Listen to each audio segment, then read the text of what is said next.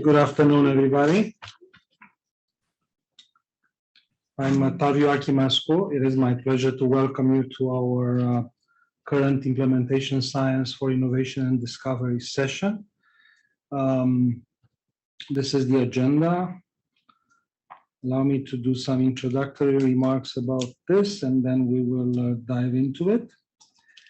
If you attended any of the previous sessions, we touched a little bit about kind of the elemental constructs of implementation science or dissemination and implementation, which are the theories, the theoretical constructs, how we define different variables and what's the theoretical relationship between them, the frameworks, which are more how do we put them in practice together, how do we assemble, and the models that really come, bring together both the theories and the frameworks. However, if one looks at the literature, the terminology gets confusing, and some people use interchangeably frameworks with models. In fact, even some very well-known constructs are sometimes called frameworks, sometimes are called models. So I thought I would bring this slide more for kind of term confusion, clarification, if you want, and a reminder to some folks. And we will be diving in the future in specific frameworks and specific constructs. And I thought I would bring up today the EPIS framework, which is pretty well established nowadays in our field. It comes from Dr. Ahrens at OSHU. And it really stands for exploration, preparation, implementation, and sustainment.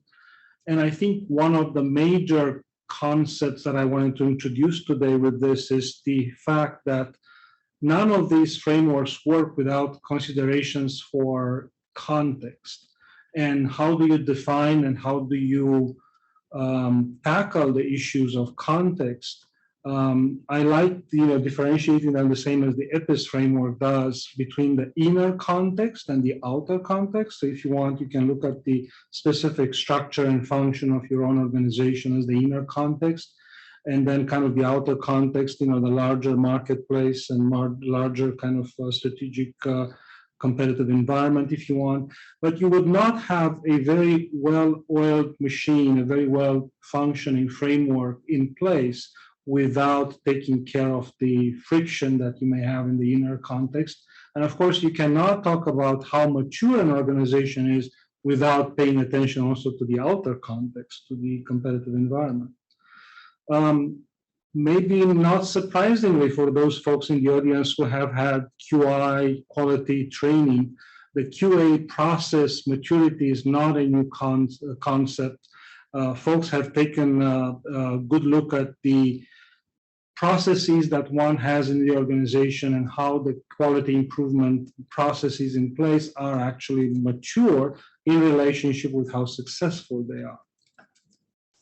And just Googling very quickly to see what's coming up next on operational excellence and maturity levels, I found this more elemental model, if you want, which looks at an organization's continuous improvement processes and operational excellence, and divides basically the maturity level of an organization into three different buckets. One is in the domain of logistical, which is more about projects, specific processes, cost cutters. So really, if you want the lower end of continuous improvement. The next bucket is more tactical. How do you align the business silos, the different systems and processes, and maybe placing the efficiency experts in the right places? And this would be, if you want, on the continuous improvement end of the axis, and then how you move into more strategic realignments and operations, and how do you make the operational excellence advance together with the strategic view. And if you are part of an organization that is mature enough that doesn't need any continuous improvement, I should say up front as a full disclaimer, probably you should be walking out of the room or logging off if you're in virtual world, because this session is probably not for you. But if you don't think you're there, then I think you probably should be sticking around, because we have an amazing speaker tonight, Andrew Downard. He's a PhD in chemistry and currently serves as the Executive Vice President of Global Supply Chain at Mativ. Mativ is a global leader in specialty materials, so very different industry, whose broad portfolio of technologies combines polymers, fibers, and resins to optimize the performance of their products. It has about 7,500 employees worldwide and manufactures on 4 continents and generates sales in more than 100 countries. Prior to joining Mativ, Andrew served as a Senior Vice President of Supply Chain, Operations, and Analytics for Apex Tool Group from 2017 to 2022. Other past roles have focused on improving operational execution for well-known consumer, industrial, and service brands. Andrew's experience includes time as a supply chain research director with Gartner, as well as leadership positions with consumer products, food manufacturing, healthcare, medical services, chemical manufacturing, and aerospace manufacturing companies. He is a certified Six Sigma Master Black Belt, and he has a PhD in chemistry from University of Calgary in Canada. Andrew is a forward-thinking leader who operates at the interface of supply chain and technology. He's motivated by a desire to improve systems, processes, and organizations, and enabled by a keen sense of how to break multi-year transformational changes into achievable short-term plans. So without further ado, let me stop sharing my screen here and welcome Andrew Downard. Go ahead, Andrew. Yeah, thank you very much. Can you confirm you can hear me okay? Yes, I can hear you. Yep. All right, perfect. And I'll just bring up my slides. Give me 1 second to do that.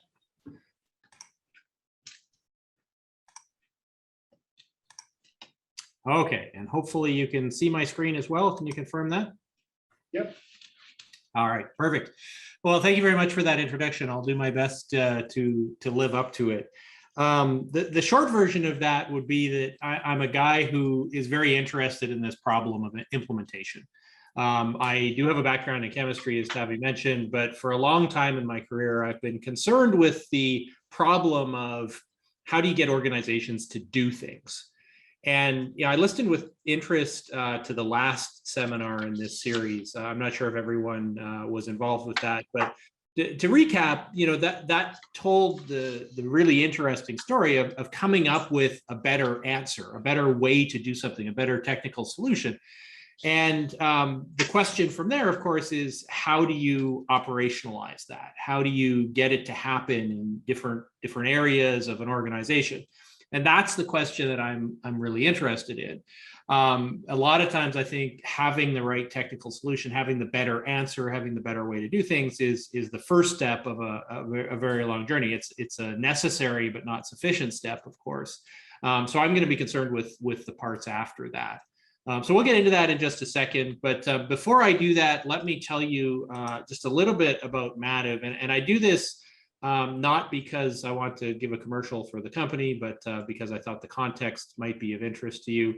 So as Tavi mentioned, we're a specialty materials company. About a little over half the company is what we call advanced technical materials. That is, to put it in simple language, things made from polymers, resins, and coatings.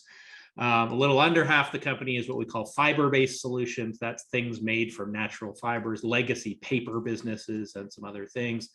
And just to double click on the left-hand side of this slide, advanced technical materials, again, just to give you some context for everything else I'm going to say, that side of the company makes a bunch of things. We're one of those companies you've almost certainly never heard of, but you use our products every day. Filtration, protective solutions, release liners is an application you might be familiar with. I sometimes like to tell people we don't make Band-Aids. However, we do make the polymer strip that is the outside of a Band-Aid. We make the adhesive that goes on that. We make the gauze pad. We make the packaging, and we make the adhesive that holds the packaging together. We also make the board that makes the box that you buy your Band-Aids in. So we make literally every part of the Band-Aid experience, but we don't own the brand. So release liners is one of those. We do have a healthcare division where we sell products in wound care, device fixation, some consumer products, some bandages, and then some industrial products as well. So like I said, not meant to be a commercial for Mativ, but I just wanted to give you a sense of what kind of company we are and what kind of things we manufacture, just by way of context for what I'm going to talk about from here on out. So like I said, I want to pick up the journey, talking about implementation at the point where we have something to do. We have something to implement. And I made reference before to the story we heard last time where we've come up with a better way. So, you know, let's assume that in everything that I'm going to take from here on out, let's assume that we know we have a better way of doing something. So we don't have to doubt that. We don't have to prove it. And that might be a better method. It might be a better technical answer. It might be a new process. It might be a new system. It might be a software implementation. These are things which I think are common to all organizations of a certain size. So I've done my work typically in for-profit companies, but my experience in speaking about this and talking to different people is the kinds of challenges around implementation are actually very, very similar. And you're going to see I borrow freely from different industries and places to bring these ideas together. And I can do that because there's so much in common with these implementation challenges. So the proposition that I want to make to you to start is that knowing what to do tends to be easier than getting everyone to do it. And, you know, that's not to say it's easy, but it's easier. So again, we're going to pick up this story at the point where we already know what to do. And then the question becomes, how do we get everyone to do it? And everyone means different things in different contexts. Typically, you know, when we're talking about implementation, we're talking about implementing across, the term I'll use is different units. And so units could be work groups within a hospital. It could be hospitals within a system. It could be systems within a state. It could be states within a country. But we're always faced with this question when we're doing implementation of how do we implement the same thing to achieve the same outcome in different spaces? And those spaces can be very big, they can be very small, they can be literally global. In my experience, the challenges in the approach are very similar. So we have these units that we have to implement across. We know we know what we have to do. We know we've got a better solution or a better system or program or answer or whatever we're trying to implement. We know that as well. The question is how do we do that? And the way I got into this kind of work, you know, as a young man doing my first program implementation, I was doing an implementation of a statistical experimentation methodology. And I was doing it in a company that made baby gear. So, you know, stuff for kids, car seats, that kind of thing. It was about a $1 billion business with a lot of scientists and a lot of engineers and technical people. And the methodology that we wanted to spread within this business unit was proven. It was, you know, literally decades old. So we didn't need to invent it. It was something we were literally taking out of textbooks. And there was a clear and compelling match to what this business needed to do. And so we did what you do in this situation. We talked to a lot of people, a lot of stakeholders. We went through rounds of communication and input, and we designed an approach. The approach being, hey, you know, we're going to communicate what we're doing. We're going to do rounds of training. We're going to think about how to apply that, what projects, what opportunities, how we're going to measure, you know, all of these things that you do when you're implementing. And we went in and we did that over the course of about a year, and it went really, really well. You know, really just completely according to plan. No real hangups. It was adopted in exactly the way we hoped it would be. We had the outcomes that we hoped for. We were making things a higher level of safety at a lower cost, greater efficiency, better customer service, you know, all of these things that matters to business. And so you're probably wondering, why am I telling you this story? Where, you know, where's the conflict? Well, the conflict came, you know, this company that was one division of 23. And so my mandate was to implement across all 23.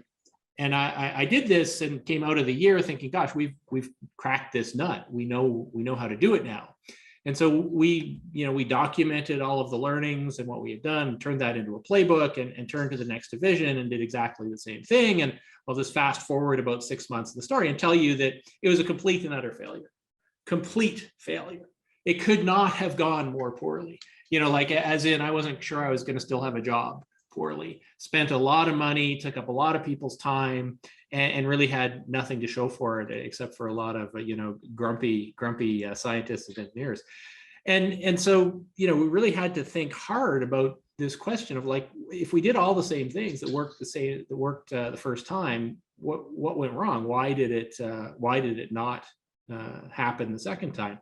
And what are the consequences of that for future implementations? And you know, the answer is obvious in hindsight. The thing that changed was the people we were working with and the products we were working on, the environment we were working in, right? That had all changed. So the implementation pathway that worked really well the first time, we shouldn't have expected that same sequence of steps to work the second time. So that was a sort of key learning that I had early in my career. And as I was wrestling with this and thinking about, well, gosh, how do I go out and work with these other now 21 divisions that I had ahead of me? How do I do that? And I started to look around and look at the literature and look at other people who had faced this similar problem. And one of the companies that I ran into was a company called L3. I don't know if you guys know L3. They do make probably some of the stuff in your hospitals. They're big in security equipment. If you fly and you go through the security scanners at the airport, L3 makes a lot of those. And around the time I was looking around for my answers in this space, L3 was going through a huge expansion of their business because airport security was becoming much more important in this country. And so they were having to onboard a lot of suppliers and subcontractors. And so they were wrestling with these same problems. Their version of the problem was that they would work with a supplier, you know, and figure out how to get that done. And then they'd apply the same playbook to the next supplier or the next subcontractor, and it wouldn't go nearly so well.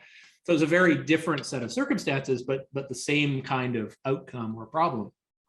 And so I got to talking to some folks there about this, and they were a few months ahead of me and had gone out to the literature and asked, you know, who has seen this phenomenon before and what have they done about it? And there was really two answers that surfaced, one of which, if you go back 2 months in this seminar series, you've heard a little bit about. George Easton, who's a professor at Emory, talked about quality and maturity in the context of quality. And this idea that different levels of maturity exist, and there's kind of a staircase approach, and you can be high maturity or low maturity, and the characteristics of those states are different, and you can line up organizations according to those characteristics, right? So that idea existed and could come out of quality. But where it got really interesting in terms of implementation was in the software industry, actually. So the software industry had picked up this idea in a very deep way. In the early days of, you know, of Microsoft, of Apple, of Oracle, these kinds of companies, as they sprang into existence and started to make their product, code was taking off and coding was taking off. This was in the early 80s. And they found that they couldn't produce code fast enough to meet the need. And so they went out to these little shops that were springing up, little groups of coders, and said, gosh, we need you to design this API or this program or, you know, whatever it was. And they had this same problem that I've described a few times for you now, where they would go out to one group and it would go really well. They'd go out to the next group and it would be terrible. They'd go out to the next group, you know, doing the same things, and they would get very different results. They're very different quality of things coming back and a very different experience. And so what those companies did, a consortium of those software companies back in the day, was they went to Carnegie Mellon University and asked them to study this problem. Carnegie Mellon pulled out that quality work and applied it to this area and came back and said, well, you have an organizational maturity problem. These organizations that you're dealing with are not at the same stages of maturity, and that has implications for what you're asking them to do. And they called that the CMMI, the Carnegie Mellon Maturity Index. And if you want to, when this is all done, if you want to Google something, that's a very Googleable acronym, CMMI. If you're interested to kind of hear that story and see what all that original work looked like, that's where it came from. But essentially what they said was, look, if you're dealing with different groups of people, they're going to have different levels of maturity, and that has implications for how you respond and how you set up your interactions. And so this first idea of, you know, knowing what to do is easier than getting it done runs into this second problem of what works in one place doesn't work in another. And this is so fundamental for this idea of implementation science. It's so fundamental that I think people sometimes overlook it, right? I think, you know, probably no one on the call or in the room would argue with me on this point, because it seems so simple. And yet, you know, when you talk to consultants about this stuff, or you read the books, or whatever it is, it just so often gets overlooked. We so often want to think about, gosh, we have to implement across all of these different units, work groups, buildings, divisions, states, whatever it is. And we overlook this very fundamental problem that the characteristics of each of those units are going to be different. And therefore, how we implement, even if the aim is the same, how we implement is also going to have to be different. Right. So that's kind of the first conclusion we arrive at. That's true. And so how do we do that at scale then? We can't literally design a bespoke implementation for every work group. That's just not a scalable approach. And yet we have this problem that what works in one place doesn't necessarily work in another. So how do we square that circle? How do we do both of those things? And the folks in the software industry and the folks at Carnegie Mellon came up with an answer to this. Now, what I'm going to do for the rest of this talk is map that answer over to a more general implementation space. And I'll tell you, this is the model that I have evolved in my own work over the last 15 years or so. It might not be the model that works exactly in your workspace, but I hope you'll agree with me by the end that it's a pretty fundamental model, and with some tweaks can be applied in a lot of different places.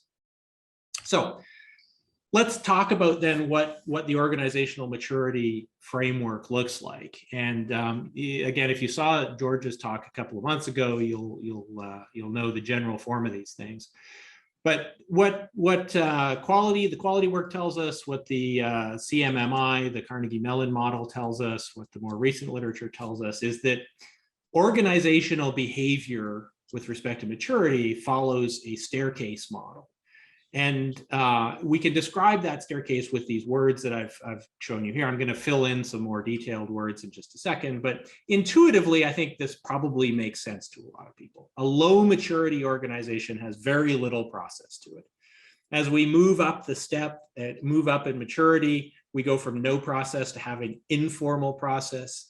The next stage is we start to formalize, we start to write down those processes. Next stage is generally people are following them, and then we can proceed to optimizing them. So again, I don't think that's a particularly controversial view of the world. What the research has brought to the table, and it's empirical research, is kind of an accounting of exactly what that looks like in different organizations. That's one, I'll get to that in a second. And then crucially, the other empirical observation, and this runs across a lot of research, is that you can't skip steps, or I should say, skipping steps is never observed in the wild. There's nothing theoretically preventing you from skipping steps. But what all the research showed, particularly all this early research on software, is that if you want to move an organization, if you want to move a unit of implementation from the bottom of this staircase to the top, the only way to do that, the only way it ever happens, is by ascending the steps in order. And so that's a key realization and a key empirical conclusion of all this research. So with that in mind, we can start to take a look at filling in some of the words that are going to make this relevant to our space, to things we want to implement. And so I'm going to start, you might think I'm starting in a funny place on this diagram. I'm going to start with the fourth step, and I'll tell you why in just a second. So the fourth step I've labeled followed. What does that look like with respect to organizational maturity, looking at the dimensions that we might be interested in terms of implementing stuff? I describe it this way. Similar tasks are almost always done the same way by different people. Standardized documentation for procedures exists and is followed. Teams form and are effective. Deadlines are always met. Meetings have a high level of discipline and productivity, and communication by cascading is highly effective. Okay. Now, I'll read you one more, the very top of the scale. I won't read out all the words, but you can see we're kind of going up a level. And at that top level, we're saying similar tasks are done the most effective way by everyone. Teams are highly effective, deadlines always met, meetings work well, communication works well, right? The reason I highlight these two steps on the staircase is because the classic mistake in implementation is assuming this is where we are. And I'll refer again, if you get books on implementation, if you talk to consultants about implementation, 9 times out of 10, what those instructions are doing is describing how to get from the fourth step to the fifth step. The problem with that is, it's not that those people are wrong. It's that I have literally never in my life encountered the fourth step on day one of an implementation. It's just not a reality. I don't know about you all, but when I walk into a new place, when I'm looking at something I need to implement, it just never looks like that on day one. What it looks more like is the bottom of the staircase. So I'll start at the very bottom. Similar tasks are done differently by different people. There's no documentation, teams don't work that well, deadlines are ignored, meetings don't work that well, communication doesn't work that well. In my implementation work in multiple industries, multiple companies, this is what I usually find when I go to implement. And you can imagine trying to, go to a new technical solution, a better process, a software system, a better technical answer. If you try and do that, assuming you're up at step 4 or step 5, when really you're at step 1, you can just sort of intuitively imagine, that's going to be a very hard thing to do. It's going to be a very hard outcome.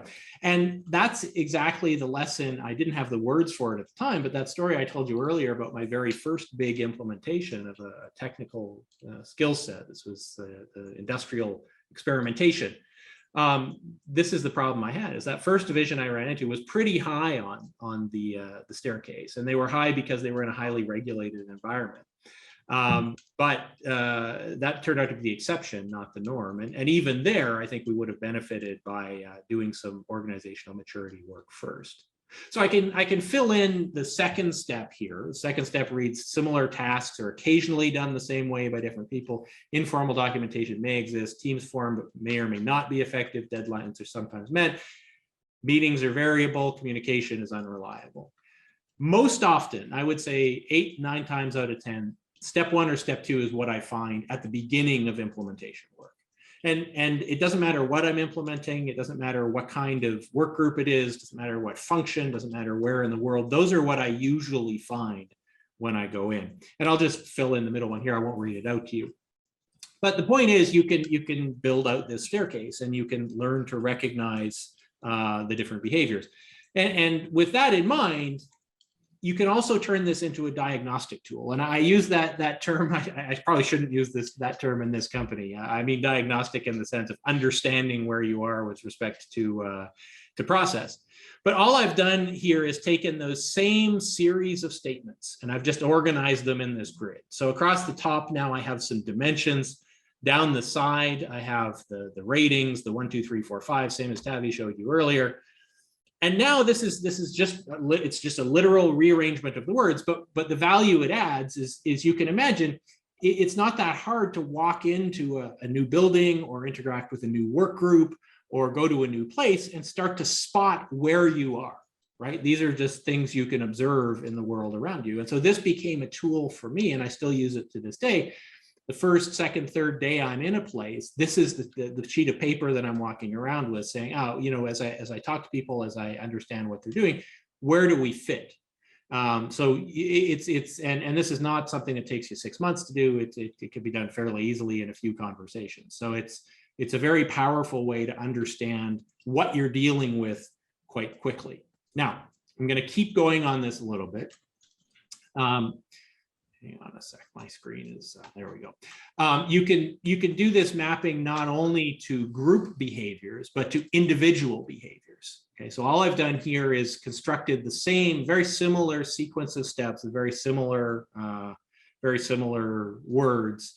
But now we're talking about how would we recognize behaviors among individuals rather than across the organization.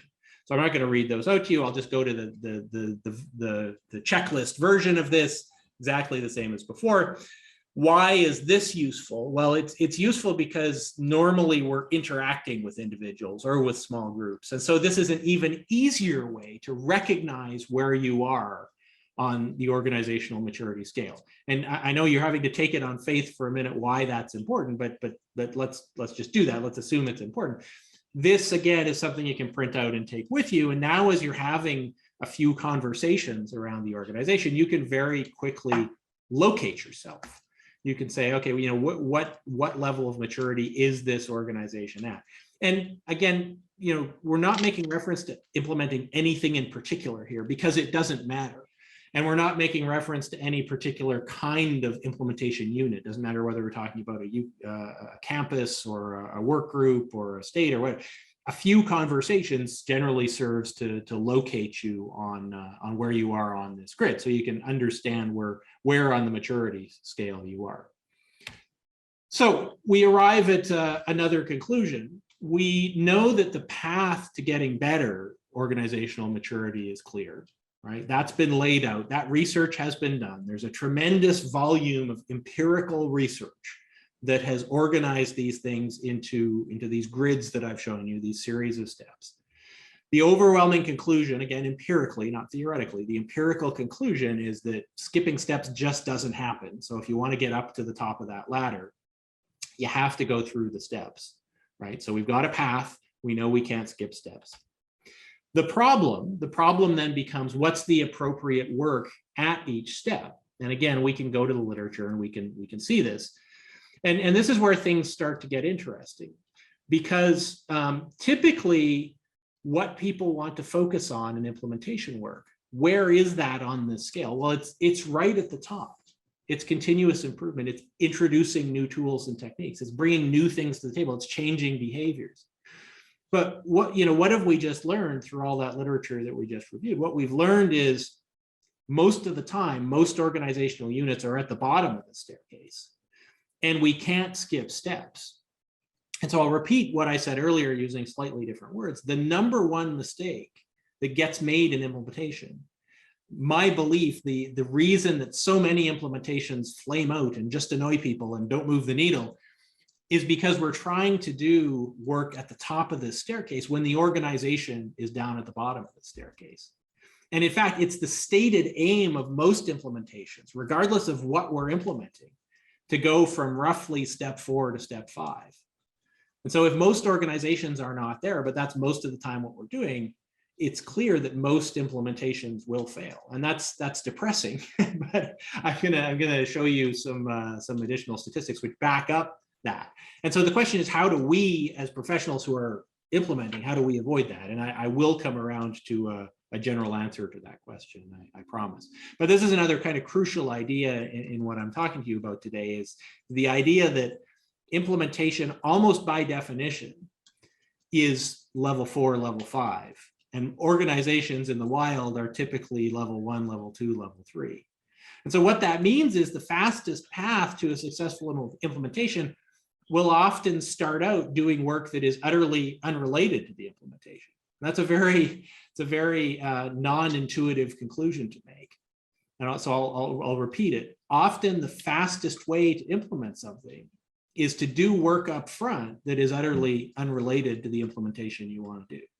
And maybe you've seen this. Maybe you've lived through some computer system implementations or some process implementations or new technical solutions, and they haven't gone well because we've just tried to implement something which is relatively complex on a system, a human system, which is not ready for that complexity.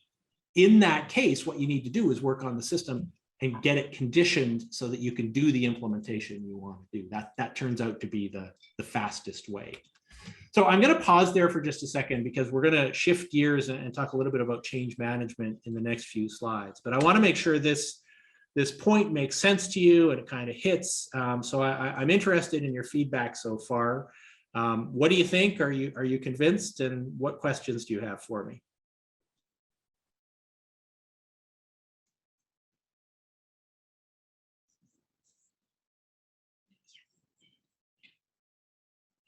I like it. I like that you're pointing out that if the mission is to focus on continuous process improvement and introduce new tools and techniques when the ones you currently are employing are a total disaster, then why are we introducing new tools and techniques if we can't master what we're presently doing? Yeah. We have to work our way up. Do you have tips for working? Yes, I do. I'm not going to leave you hanging. We'll get there. But yeah, to me, it's one of those things like it definitely passes the sniff test, right? Because I think we've all lived through attempts to do this, and probably you can, if you might have enough fingers to count how many current ones you're living through. Like this just happens all the time. It's one of those things that once you have a name for it and a way to articulate it, it's all around you when you see it. Now that's my opinion. Anyway, that's what I've found. Yeah, and this goes together with what George Easton keeps saying. It doesn't take you a long time to walk through an organization, and you don't have to talk to the CEO necessarily. You talk to the lowest, worker there in the organization, and you'll find quickly what level of maturity the organization is on. Yeah, and we're actually you're anticipating me by a few slides, because we're going to see in a second that. Talking to the CEO will probably mislead you. There's good research to show that it's not the most it's the most important person to talk to in terms of getting the bills paid, but not in terms of getting the work done. It turns out. So Mark Cuban just said meetings are a waste of time. Is that because he's in an organization that's lower on this maturity level? Well, I think there's some truth to that. I mean, he's Mark Cuban. Like saying things that provoke reactions in the organization, right? But yeah, I think there is some truth to that. Now the other angle I would ask you, since you identified a few domains that are important, should we create like a more how should I call it, a more complex picture where we actually define a specific unit by the levels that may be very different for each one of the domains, and then we approach that specific pastel in a more differentiated way? Yeah, I mean that's how I do this work, right? I made reference earlier to that company I was working with that had 23 divisions. And that's literally what we did as we worked with L3 and we figured this approach out, is we just scored each of the 23 divisions. And there were some natural groupings. We didn't have to do it differently for any 23, but we said, okay, we've got, a group of 3 or 4 over here that are very low maturity. So this is going to be the plan for those. And we've got this middle group where, they're doing some of the things, but not others. And so this is going to be the plan for those. And work just got a lot faster after that. So yes, I think ultimately that's the answer here, is to figure out what's your unit of implementation. How do you quickly characterize where they are on a scale like this, and then start to group and tailor your approach. So you don't end up, if you need to implement across 20 hospitals, you don't need 20 separate approaches, but you probably do need 3 or 4 based on, the groupings where they are on this. And my own experience and what the literature will tell you is, if you do that, it'll feel slower in the beginning, but it goes a lot faster at the end, and ultimately you get better results. So if you use your matrix, which is 5 by 6, right, 5 levels, 6 domains, and you score a group, is their score the average, or is their score the lowest on the list, or the highest on the list? Yeah, so probably the right answer is the average. Because I'm a pessimist, I usually go with the lowest, right? Some of this comes down to, there's some art to it as well as some science, but I find initial conversations are usually slightly more optimistic than the actual picture.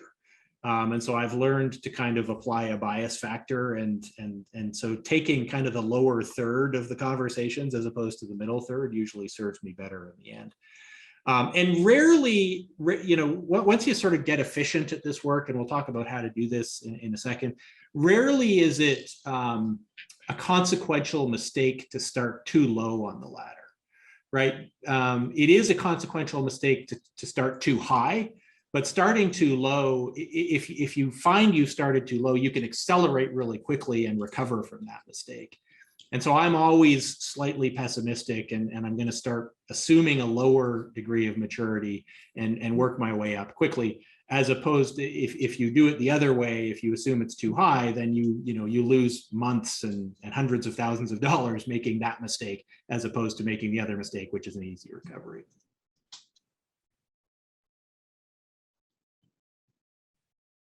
Other thoughts or questions at this point? So, Okay. quick question, if I may. Yeah.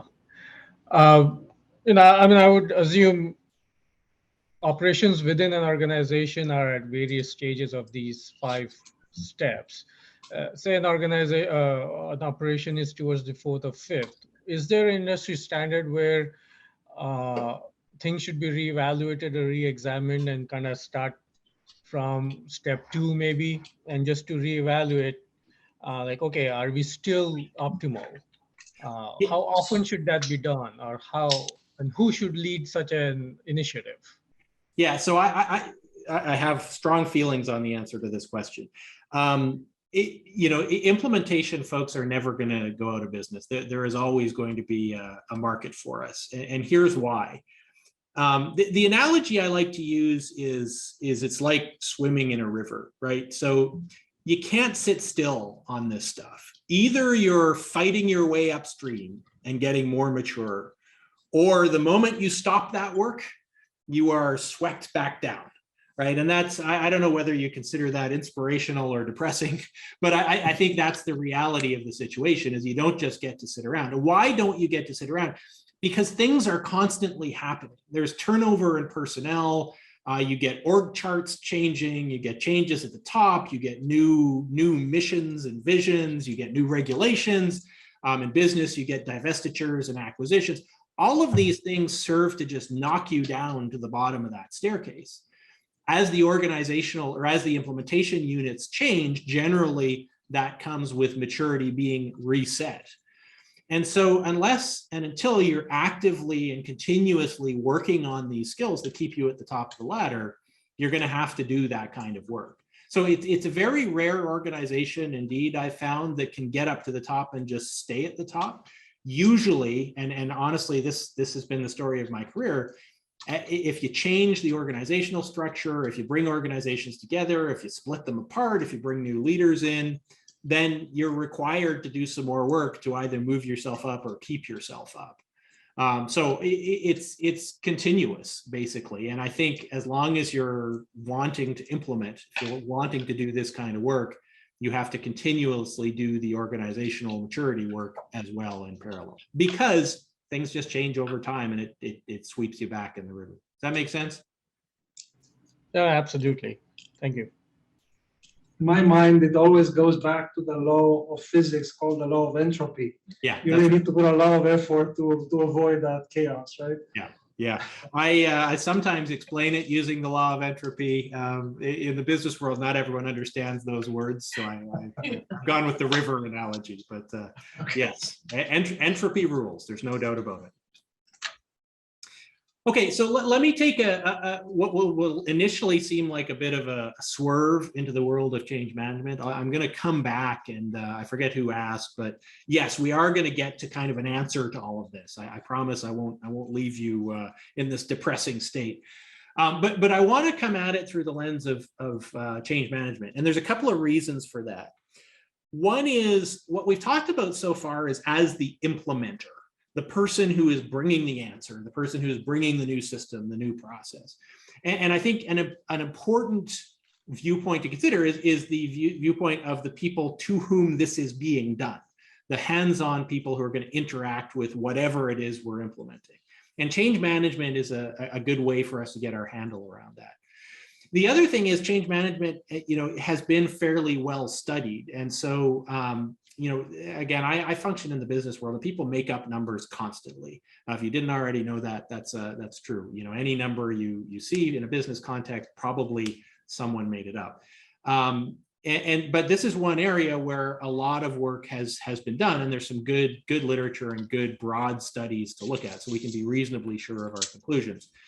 So let me take this diversion and then we'll bring it back. So if we think about, implementation is almost a synonym for change, right? So it's reasonable to ask, how does change generally go in organizations? And this first study that I've pulled some numbers from is from a company called Willis Towers Watson. They do this study every year. They talk to a lot of different companies. This particular version is a few years old. 651 companies participated. And they just asked, how does change go in your organization? When you try and implement something, when you try and do something, how well does that work initially? And then how well is it sustained over time? And the answer to the initial question was 55% of time, change initiatives meet the goals that they set out to do. Now it's not a great number, it's not a terrible number, but it would be nice if out of the gates we did better than about half. But the really depressing number is in the middle there, that sustaining the gains over time only happens a quarter of the time. Now, maybe that doesn't surprise you given the first half of this talk, but it should give us pause as people who are in the business of implementing new things. And they also tried to find out why in this study, and they came up with the answer: it's a gap in effectiveness on change management fundamentals. Now, that sounds a lot like a tautology, right? We're saying, why aren't we good at changing? Well, we're not good at changing because we're not effective at change management fundamentals. So it's necessary to ask another question: what do we mean by that? A gap in effectiveness on change management fundamentals. Is there something separate? Is there something we can point to that say this is change management fundamentals? Whereas if we did that, we'd be better at sustaining these gains, and if we don't do it, we're not. And it turns out that yes, that question has been asked and answered as well. And this is a very busy slide, lots of pictures on it. They're all essentially the same picture. Again, this is a pretty well-studied area where people have asked, okay, what does it take? What do we have to do as implementers to make change stick in a work group or an organization or a system? What do we have to do? And I've given you 4 answers to that question here, just to show you that lots of people have looked at this, and they all look different, but in fact, fundamentally, they're all the same. All of the people who look at this problem end up saying, here's the list of things you need to do. Empirically, here's the list of things you do that will increase the chances that whatever change you're making will be successful and will stick. So you come up with that list, and then those people realize, well, that's too much just to give people a bulleted list. So we have to organize that into some stages or some groupings. And so you got Ken Blanchard and ProSci. These are 2 big providers of change management services out there in the industry. They've chopped up those lists of essential elements into different things. Ken Blanchard has these 9 areas and this very colorful way of doing it. ProSci has this ADCAR methodology, but again, they're doing exactly the same thing. They're taking all the things that you need to do, setting them in sequence and in groups. You got John Cotter, who's at Harvard, a professor at Harvard, who's big in this field, has studied change for a long time. He's come up with a 8-step process. Again, all it's doing is organizing all these essential elements of change into a sequential sequence of steps. And then Gartner, where I used to work, has a simpler model where they've got 5 things you have to do: lead, narrate, engage, execute, and then manage. And I'll just double click on the Gartner one because I know it reasonably well, just to show you what these things generally look like, right? They're not exotic. They're not anything that you wouldn't expect. All it's doing is organizing, the things you need to do to make your change successful. And if you do that, the research says, the studies say that you have a higher percentage of chance that your change will work, right? So nothing terribly unusual or surprising here. So, but the point is, we have an answer to from the point of the people who are undergoing the change, what is going to be effective to make the change stick? We do have a well-researched answer to that question. And I'll go into a little bit more detail on the Gartner stuff. And this is the work that was done while I was there. So, you can go other places for this work, but this is the stuff I'm familiar with. And this, again, was a pretty big survey, 437 companies involved. And Gartner asked this question: how does your organization handle change? And here they were, lumping all the things that we're interested in: implementers, changes to process, organizational changes, technology changes, etc. And they just asked, how do you handle it? And the good news is, and this is one of the key takeaways for this section, only 13% of companies came back and said, you know, we're really just terrible at change. We don't like change. We don't want to get on board with change. So, you know, the flip side of that 87%, let's round it off to 90%, 9 out of 10 companies actually want to change, and the individuals within them want to change. So that's good news for us as implementers, right? That's a key takeaway. That should give us some hope. And so the next question becomes, how do people want to experience that change? And you can see here up at the right-hand side of the arrow, there's some that are okay with big sweeping changes. But the biggest circle on this slide, 39% of people rounded off to 40 say we do well with small changes. We don't like the big changes. We want our change chopped up into small pieces. And again, this is encouraging. So we're finding out that people are willing to come with us on a change journey. What they're asking us to do, though, is to chop this up into pieces. And we're starting to see the first bits of convergence with the organizational maturity stuff we talked about earlier, right? Because that's what that's going to deliver for us. We're not going to try and jump from, I forget who said it earlier, but you know, from a system that's dysfunctional and doesn't work to something that's highly organized and optimized. We're not going to try and do that because organizational maturity tells us it doesn't work. And by the way, change management literature tells us that that's not really how people respond well to change anyway. So we're starting to see some convergence in these ideas. And I'll take a quick detour here to highlight the point that Tavi brought up earlier about how the answer to this question segments in the organization. I think this is fascinating. It's not central to the argument I'm making, but I think it's fascinating. So what this chart does is just take the same numbers that I just showed you. So that 13, 39, 27, 21, those are the same numbers that are on the left-hand side of this slide. And that was the average in the organization. But if you look at different levels in the organization, individual contributors, managers of people, and then executives are the 3 bars on the right-hand side, you see something really interesting. First of all, that light blue part, that's the one that says we're change agile, easily designing and adopting new ideas and processes quickly and completely. You see that grows significantly as you go across this slide, right? So you've got, you know, executives up at the top of the organization are far more likely to be very optimistic. Yeah, no problem. We'll swallow this change whole. We'll do it all at once. Yeah, we're good at that kind of thing. You see exactly the opposite phenomenon, you know, in the middle and the lower parts of the organization. People really, really want their change in small pieces over time and feel they're not going to be successful if you do it all at once in big, large transformational pieces. So I just think it's fascinating that not only do we get a clear answer about how people want to, you know, the people going through the change, how do they want to experience it, but we also see this optimism at the top of the organization about how big the change can be at any one particular time. So all of it's pointing us in the same direction. And like I said, just a sort of fascinating little detour when you look at the same. So we arrived then at another conclusion, and as you can see, I'm using these clip-arty slides to the key points here. But the key point on this one is that people do actually want to be part of the change. That's good news for us as implementers, and we should take that to heart.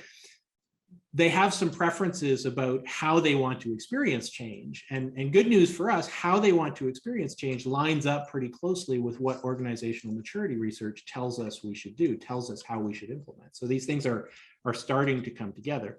And the Gartner research and other research has done this as well. The Gartner research went a step further and okay, specifically what kinds of behaviors and what kinds of things are going to help change occur in an organization. So for the people that are undergoing the change, what gets you to support it? Here we asked, what are the top 3 things that cause you to support changes to how you work? And I won't read down through the chart. I know it's a little bit of a busy chart, but essentially it's adding up those top 3 things, and top to bottom, the top ones are the things most requested, the bottom ones are the least requested. But the point of the slide is, if you read down those words, these are not exotic or unusual things. Leadership communicating a vision, training, ongoing communication, chances to give input, right? These are not unreasonable requests. And by the way, they sound a lot like some of the things we saw in the organizational maturity matrix. So again, we're seeing convergence here. What people are asking for, what's going to get them to support the change, are things that we can deliver as we do our organizational maturity work. And so we're pointing in the same direction here. We've got two streams of research, two empirical bodies of evidence that tell us to do kind of the same thing to deliver the outcomes we want as implementers.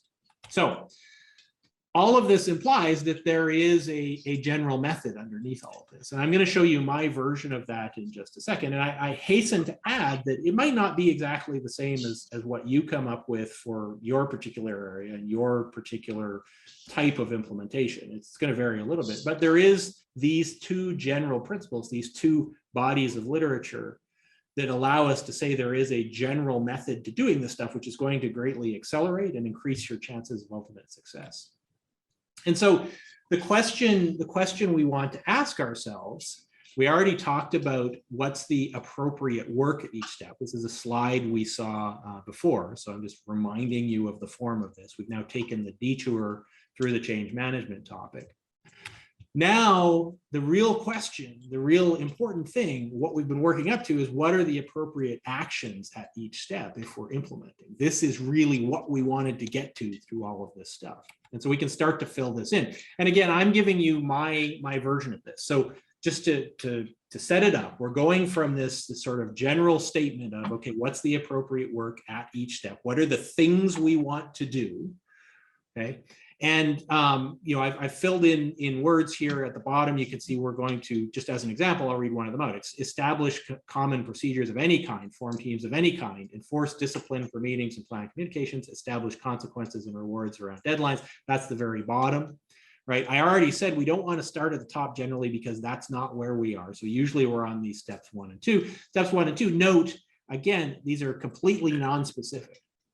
And so when I'm going into an organization, if I find myself there, I'm really not talking about the new computer system I want to implement. I'm not talking about the new process. I'm not talking about the new technical solution because it's not time to do that. I need to work at the bottom of the staircase first. So what does that look like for me and the kind of work I typically do? Well, here's what it looks like.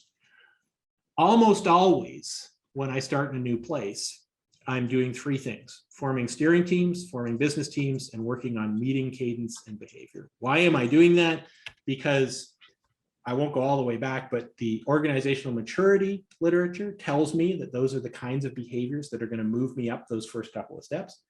And the change management literature, change management body of evidence, tells me that those are the kinds of things, that's the way people want to experience change. It's going to give me the gears, the levers, the pathways to deliver that change management work that I need to do.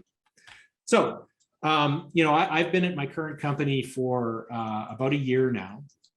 My company was formed via merger. So two companies came together, and quite recently those 2 companies had been mergers as well. So we were bringing 4 or 5 different companies together. So very low on the maturity scale.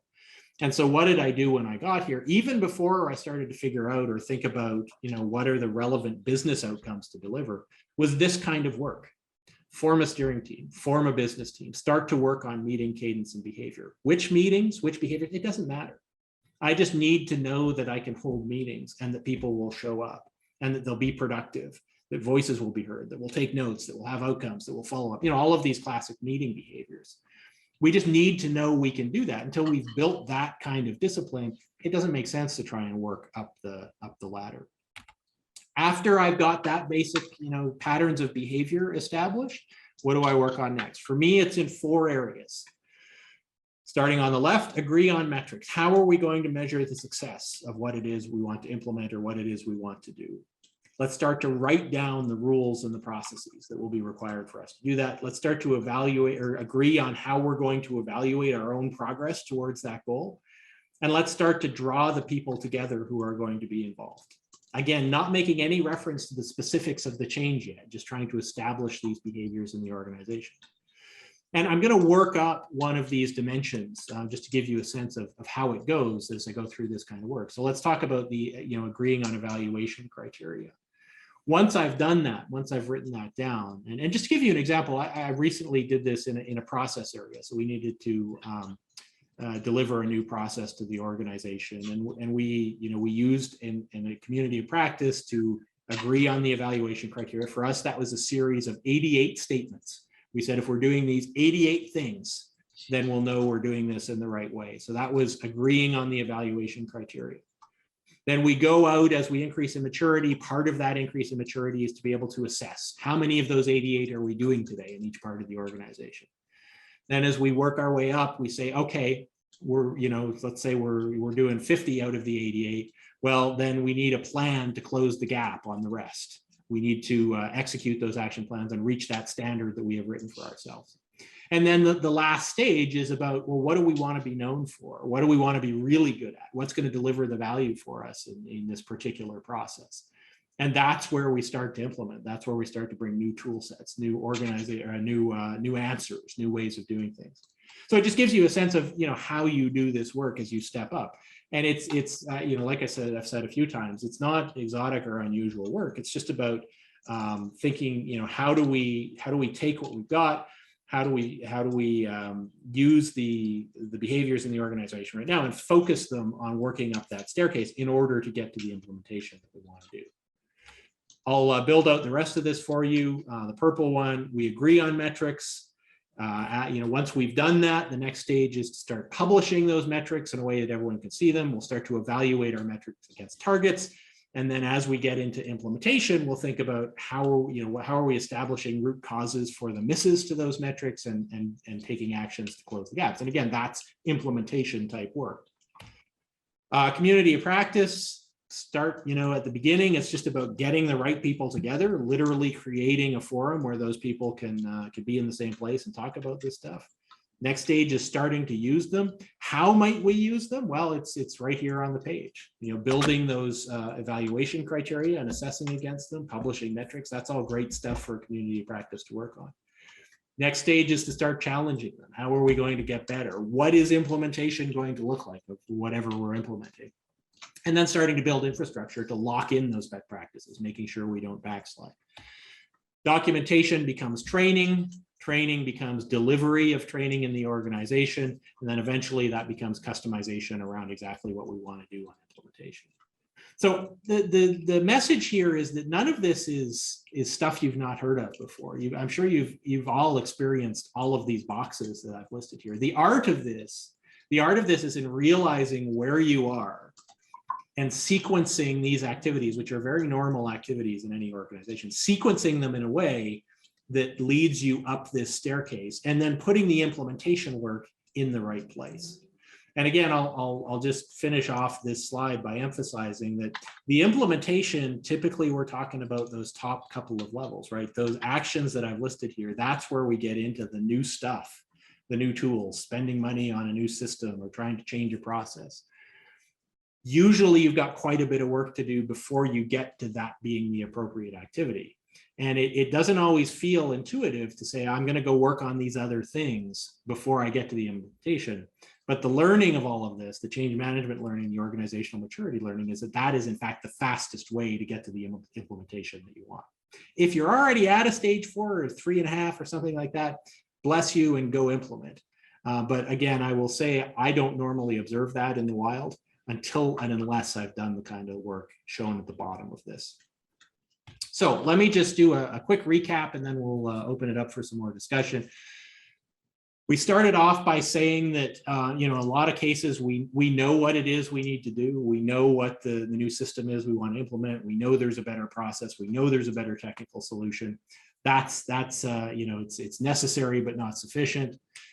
We have this problem that we have to implement usually in different units. We're not talking about just 1 or 2 people being involved. For this kind of work, we're talking about different work groups, different buildings, different divisions, different, whatever it is. We've got organizational units that we need to implement across, and all of those are going to be at a different level with respect to organizational maturity. And so what works in one place doesn't work in another, and to scale our implementations, we need to solve that issue. Organizational maturity work tells us that the path is clear. So that's, we know what that sort of foundational work looks like. So that book has been written. You can't skip steps. That's the key takeaway from that whole body of work. Change management tells us that people want to be part of the change. We know how to increase our chances of success just by doing what people have told us they want to do in the order that makes sense. So again, that book has been written as well. So putting those things together, we find out that there is this general method. And I've shown you my version of that, which again, I will add, might not be your exact version of it. But my experience working in several different industries and several different kind of implementations is it is pretty fundamental. Now, I'm not telling you what procedures you need to write down or what the community practice would be around, but those are the decisions I tend to have to make to fit this very general answer into a specific set of circumstances. It served me well in a lot of different areas, understanding that it's fundamental and you just map it to your circumstances. So the good news is, despite all of the problems and challenges we talked about at the beginning of this presentation, it turns out there is a pretty general way to approach implementation using these two areas of research to inform answers. That's going to help do two things. One, accelerate our delivery of implemented changes and increase the odds that those changes will be successful over time. So that's my story. Hopefully I've convinced or at least interested you enough to think a little bit more about it. Happy to take discussion and questions now. And if you can't tell, this is the kind of stuff I love to think about and talk about. So certainly as it rattles around in your head after this, I'm always happy to have a conversation as well. But for now, maybe I'll just stay on this one and would invite any additional comments, questions, or reactions you might have. Thank you, Andrew. This was a great talk, and I know probably some heads are spinning here because we're providing a little bit of a different view and a different angle, and maybe zoom out a little bit from day-to-day operations. But I think this is extremely important. And I like the way you kind of structured it. It reminded me of two things that are kind of converging, in the end. One is that Peter Topping always talks about, this is not about change management, it's about change leadership. Because change is not very clear. A lot of times you're moving into unknown territory and you need to find the solutions going forward. So it's change leadership because you really need to find the solution and then kind of implement it. The second part is that none of this that you have on this slide would work unless you have the third dimension, which is kind of projected here, which is people's engagement. So if you involve people in the designing the change and they go forward, they would lead, they would make this upward journey successful. Otherwise, it won't work very well, right? So coming with a solution from outside and say, just this is turnkey solution, apply it, you may encounter what you encounter your second division in the experience that you shared with us. Yeah, and I didn't have time to go into a more detailed look at that, but tactically, how I do this work is I take these general actions and I build myself a matrix which says, okay, for the actions I intend to take, which are more specific than is shown here, how do those map against the requirements of change management? And all I'm trying to do is fill in that grid.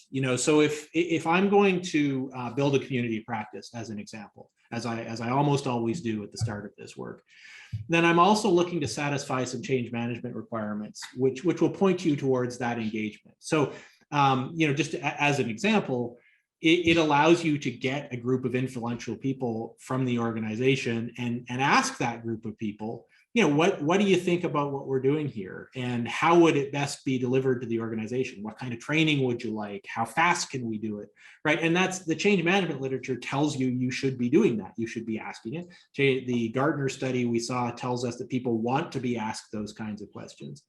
And so it's like you said, it's dimensionality. When you're building a community practice, you're doing a few things. You're satisfying the organizational maturity criteria, and you're also, if you're clever about it, satisfying a lot of the change management requirements as well. And for me, I literally build out that matrix, and the challenge I set myself is anything I do, I want to make sure it's satisfying at least 3 or 4 different needs in this area. And you can get quite efficient with making these changes, making these implementations with a bit of practice. And I also have a question for you. So is there a higher complexity in implementation when you are crossing the bridge between R&D and practice versus practice to better practice?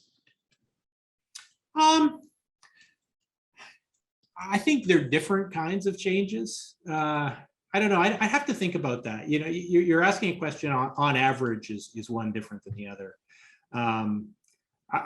I don't know the answer to that. I guess I tend to take each change as it comes. I suspect the answer is, in some cases, going from practice to practice is hard. In some cases it's easy, and in some cases going from R&D to practice is hard. And some, you know, I'm avoiding the question, but I guess my point is, I'm not sure there's a general answer to your question. I think you need to look at the change that you're proposing. You know, sometimes practice to practice can be very traumatic, and it's not because necessarily you know, the change is that big, but because history, or people like the old process, or they've always done the old process. By the same token, you run into organizations which, you know, have a real hunger for newness. And in those cases, sometimes there's enthusiasm around new to the world type process. So the bridge to R&D is shorter than you might think. So I guess I've learned not to prejudge what's going to be hard and what's going to be easy, and use the early stages of this work to let the population involved guide me to how they feel about it, and then you react to that.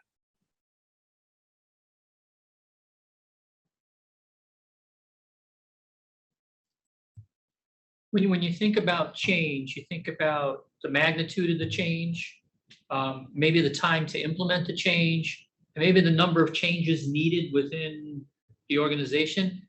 Are all of those connected to the maturity level, or is there like some that are just absolutely fixed, like never do more than 2 changes at a time, or something along those lines? Yeah, it's a good question, and a very practical question. I guess what I would say to that, there probably is an upper limit. You know, I don't know how you'd arrive at what that is a priori, but you know, I think intuitively we'd all understand that it's possible to change too many things at once. But I think short of that, the piece you have to realize is all of this is work. It's work on the organizational maturity side. It's work on the change management side. And it's work that generally comes on top of keeping the organization going day to day, right? And so the way I usually talk to leaders about this is, we can do as much change as fast as you want, but we're going to have to resource it appropriately. In other words, if you want to make a big change quickly, that can be done. However, we still need to do all of these things. And so it implies a higher level of resourcing than you might have otherwise. As opposed to sequencing the change over time, when, you know, again, you still have to do all the same stuff, but it comes at a slower pace, but you can do it without adding a lot of cost and resource to the organization. You know, I'd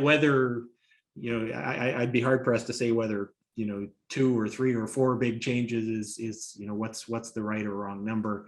I definitely think it's easy to do too much at once, and that's a failure mode to avoid.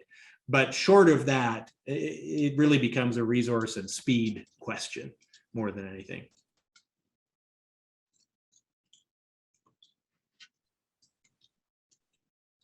Another question, can you change, well, how do I phrase this?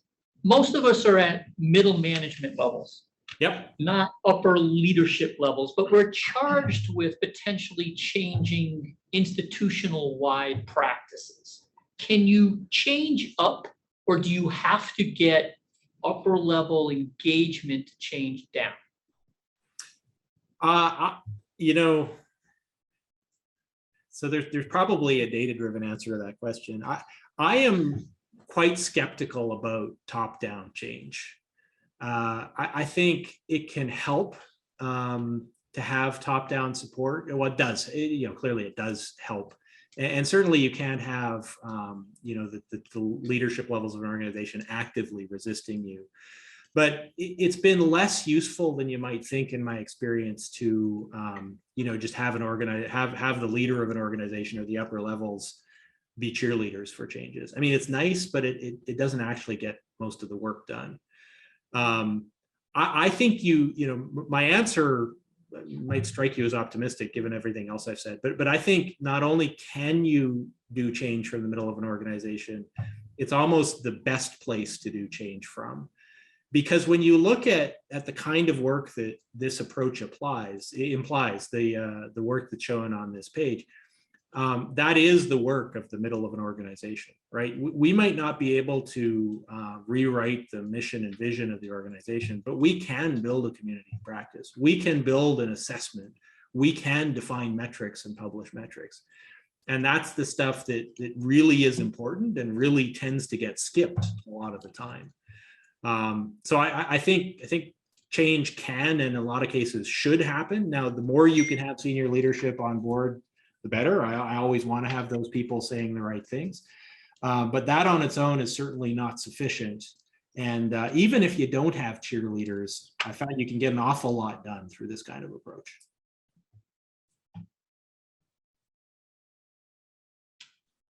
Does that resonate with you, or do you feel differently? No, I'm very optimistic. Thank you. It makes me feel like continuing. So when we talk about implementation in our field, it's not implementation within an organization.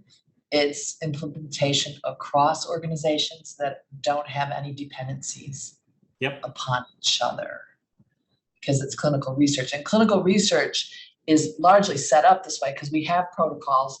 So you're meeting a lot of these markers by just the way it's already set up.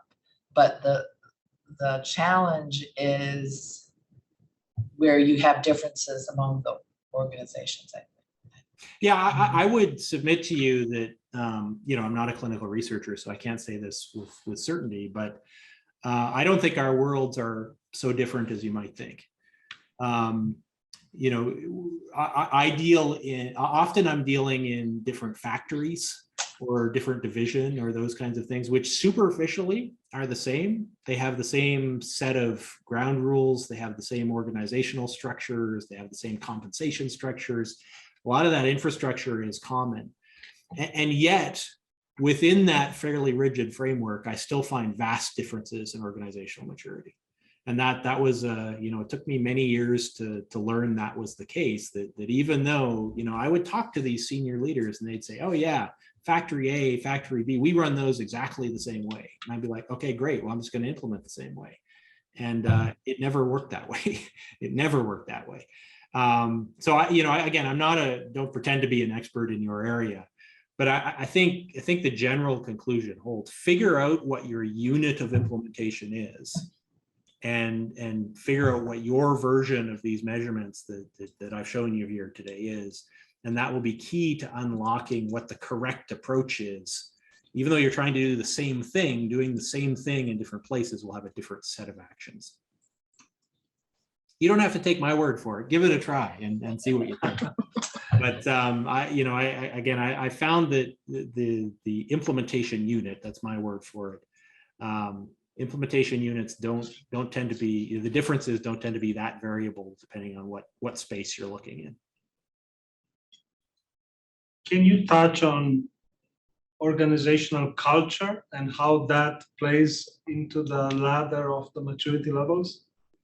Yeah, I mean, culture is one of those funny words, right? Like, what is it? I think a lot of maturity, if I were to draw the Venn diagram between what I think culture is and what I think maturity is, there's a high degree of overlap, right? So when we say culture, I think that's in some ways we are talking about maturity. So I don't think culture I believe is not good or bad. It just is, and you have to take it as you find it. I have found, again, I don't mean to imply this is a panacea, but this problem that I think you're hinting at of, some places you go in and they just feel different from one another, and some places are good at one thing and bad at another, and some places like this and some places like that. That's all true, and you need to find some way to dimensionalize that and deal with it. If you're going to implement at scale, you have to solve that quote different culture problem, and this really is my answer to doing that. Now, you will, to be clear, run into people who are nice and not nice in different places, and this doesn't solve that problem.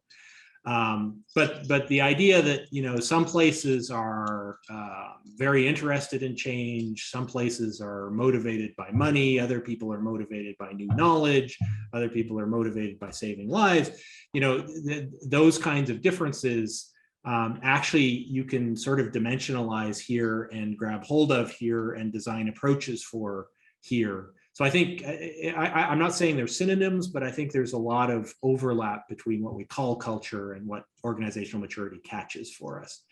Where there is differences is, you know, if we go back to that that slide on change management, where we're talking about what gets people to support a change specifically, you know, like communication and chances to give input, that tends to be highly variable for me in terms of culture. Right, some cultures, you know, feature a lot of extroversion, for example, and so you can get a group of people together and they'll yell out answers to you. You know, how do you want this to go? How do you want to be communicated to? Where do you want input? It's easy to get at that. Other cultures you walk into and people are not used to speaking up. Maybe that's not been rewarded in the past, or maybe it's a more introverted culture and you need to have one-on-one conversations. So the change management parts tend to be more culturally variable to me than the organizational maturity parts, if that makes sense. And on the earlier comment about clinical research versus other settings, to me, it's also about dissemination and communication are major dimensions of implementation. So sometimes, you know, we think in terms of how do we expand the adoption of a new evidence-based practice or new, you know, research finding. But it's really back to the same basics. You know, you have to engage people and you have to create a very scripted plan of moving that along, and communication is essential. Yeah, and you know, my experience reading that literature on software. So I think I mentioned that came out in the 80s, and I was doing this work in the early 2000s. And you know, so the work was about software. It was in a different. It was a different space, it was in a different geography, it was from a couple of decades ago, but I really felt when I was reading it like they were literally writing about the problem I had in front of me, even though it had nothing to do with what they were working on. So I really do think there is something very fundamental here that applies to all implementation work, regardless. You know, I don't mean to pretend the differences don't exist, but I do think there's something pretty fundamental here. That's very encouraging, and it's ending on a very optimistic note. Well, thank you so much. This was great. We'll keep inviting you to our implementation series. All right, very good. And like I said, I love to talk about this stuff. So if that would be useful at any point in the future, anyone's welcome to give me a shout. Thanks for the opportunity today. Thank you. Have a good night. Thank you.